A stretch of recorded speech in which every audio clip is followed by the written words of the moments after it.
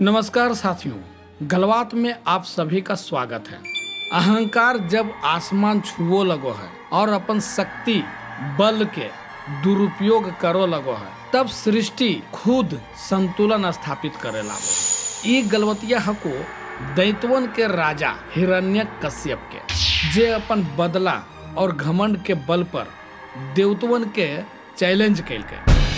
वो खुद के तीनों लोक के स्वामी बने के सपना देखल के है। लेकिन ये भी सच है कि जब जब अधर्म बढ़ो है, तब तब धर्म के रक्षा के खातिर भगवान के अवतार लेवो पड़ो है। तो चलो सुनल जाए एगो पौराणिक गलबात हिरण्यकश्यप के, जेकर दिल बदला लेवे के चलते जल रहले हल।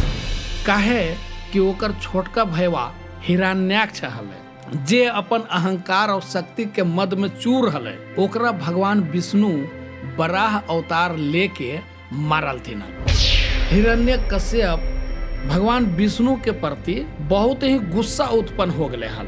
वो ठान चुकल के हल कि अब पूरा सृष्टि में केवल हमर शासन होते, न कोई देवता रहते और न ही कोई भगवान रहते।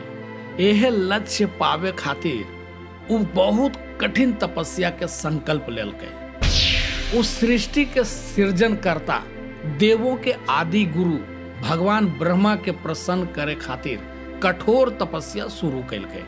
वो पूरा एकदम भीतर जंगला में जाके एक घोड़ा पर खड़ा होके तप करो लगले। मौसम आवे जाए, कभी गर्मी के, कभी ठंडा के, कभी वर्षा के।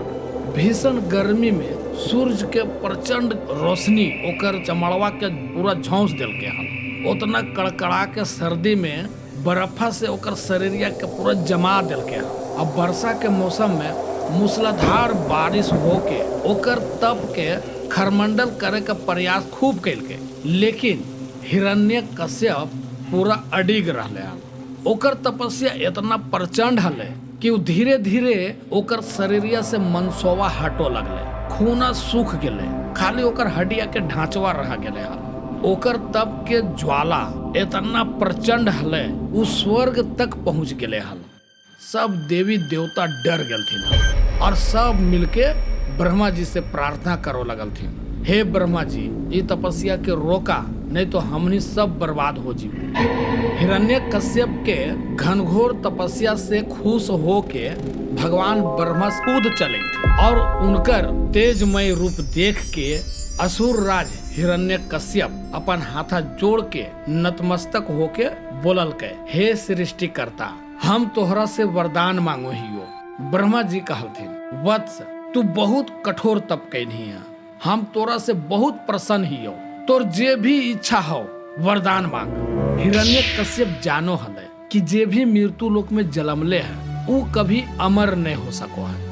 यह खातिर वो बहुत चालाकी से एक ऐसन वरदान मांगल के जे ओकरा अमर के समान ही बना देते।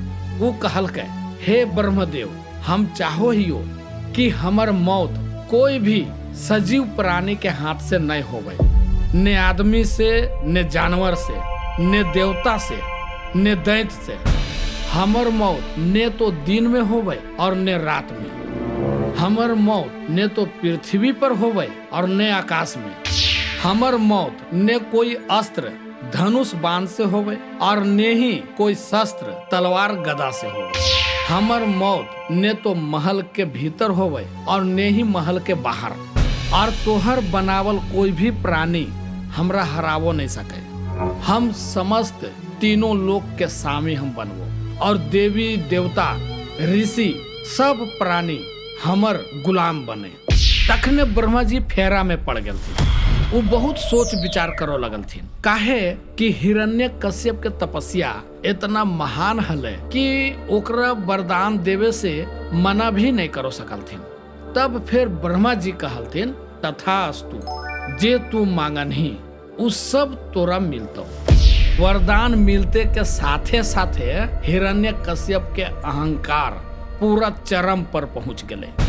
अब वो खुद के तीनों लोक के स्वामी मानो लगले। वो पूरा सृष्टि में घोषणा करवा दिलके कि अब केवल हमर पूजा होते और कोई देवी देवता के पूजा नहीं होना चाहिए। अब तो ई घोषणा सुन के स्वर्ग में अब देवी देवता सब डरो लगले। इंद्र भगवान और सब देवतवन के सिंहासन डगमगाए लगले।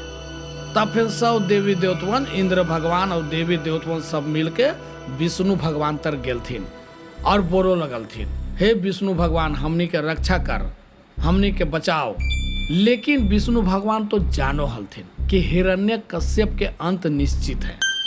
हिरण्यकश्यप के ई घमंड, ई अत्याचार, ई आतंक, इस सब के खत्म करे खातिर भगवान के खुद नरसिंह अवतार में आवो होते। हिरण्यकश्यप के अंत के रस्तावा ओकरे बेटवा प्रहलाद बना के रख दिलके। प्रहलाद सब समय भगवान विष्णु के भक्ति में लीन रहो हले। हिरण्यकश्यप के तो दुश्मन भगवान विष्णु हलथिन। ई देख के तो हिरण्यकश्यप के पूरा गोसवा से पूरा एकदम थर थर कपे और वो अपन सैनिकवन के आदेश दिलके कि वो प्रहलाद के मार दे, जो प्रहलाद के खत्म कर दे। सेवकवन गेले, ओकर खानवा में जहरा मिला के प्रहलाद के दिल के खाई ले।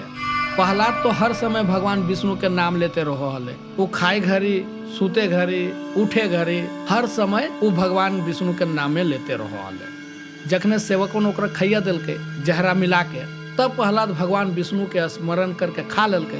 तखने वो जहरा अमृत में बदल गया और वो कुछ नहीं होले ओकरा। हिरण्यकश्यप देखल के प्रहलाद तो अभी भी जिंदा है।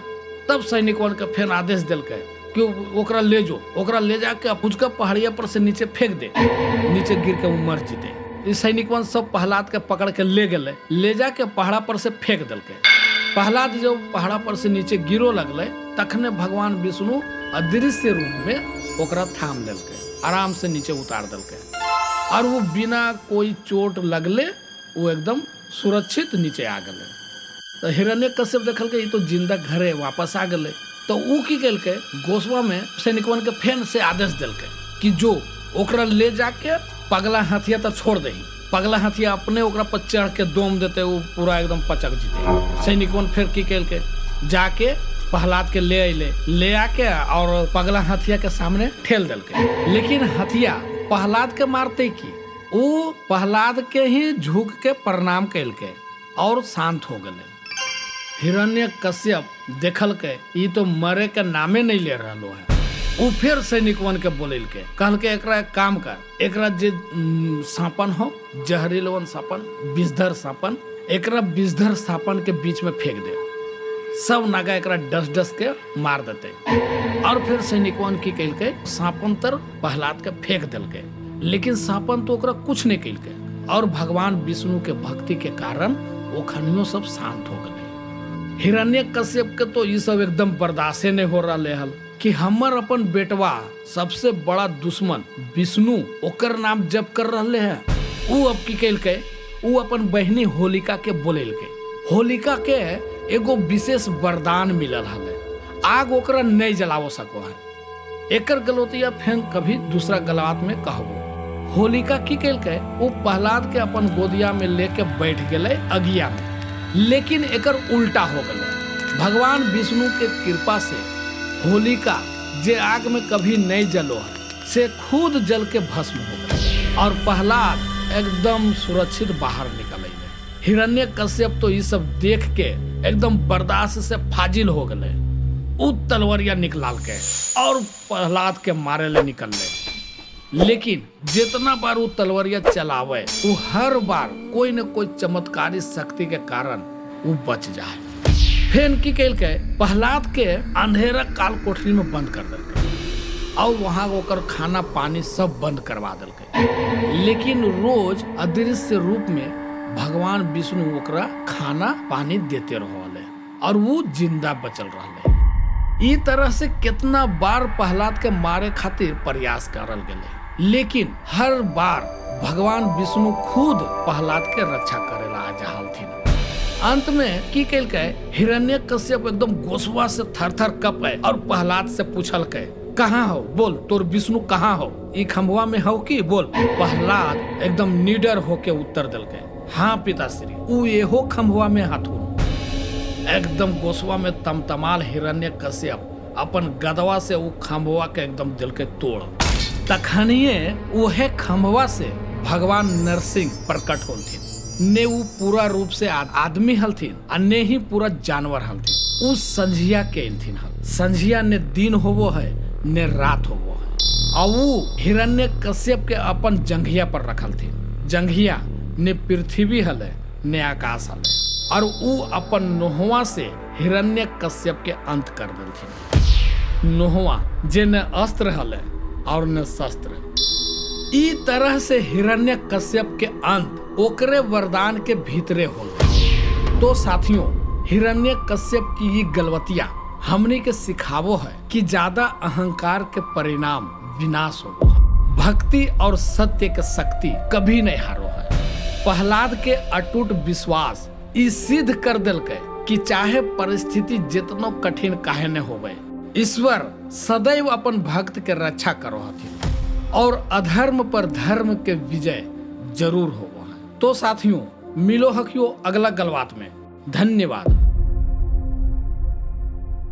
बिहार के आंचलिक भाषा में यह कहानी अगर आपको अच्छी लगी हो तो इस चैनल को सब्सक्राइब करें और दोस्तों के साथ शेयर करें और अगली कहानी के लिए इंतजार करें। धन्यवाद।